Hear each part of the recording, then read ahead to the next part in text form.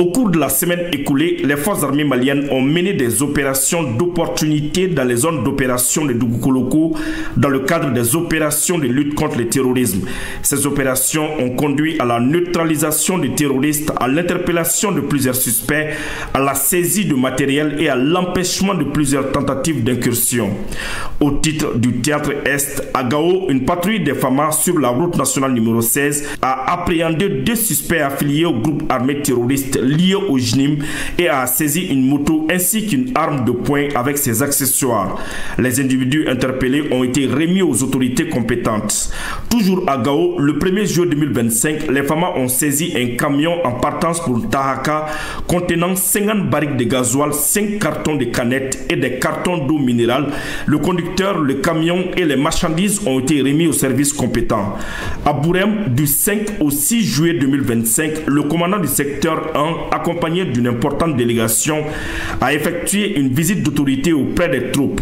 Après une prise de contact avec les troupes, la délégation a inspecté les différents checkpoints afin d'identifier les difficultés et d'évaluer les vulnérabilités dans la défense de la zone. De plus, la délégation a rencontré les autorités administratives ou coutumières et le chef de la délégation a remis 2 tonnes de riz aux populations déplacées. La visite s'est conclue par un recueillement sur les tombes des militaires tombés. Dans le cadre des opérations menées par le Théâtre Centre à Nyono suite aux attaques simultanées contre les positions des FAMA à Nyono et Molodo le 1er juillet, la réaction des hommes a permis de neutraliser une dizaine de terroristes, de détruire un véhicule et de récupérer autres véhicules équipés. À Gundam, le 1er juillet 2025, une mission des FAMA dans le secteur de Lac Télé a conduit à l'interpellation de 4 suspects en possession de 2 talkie-walkie et de plus de 225 têtes de bêtes volées. De plus, le 5 juillet 2025, une autre patrouille effectuée dans le secteur de Djouétiré a permis d'interpeller 3 suspects terroristes.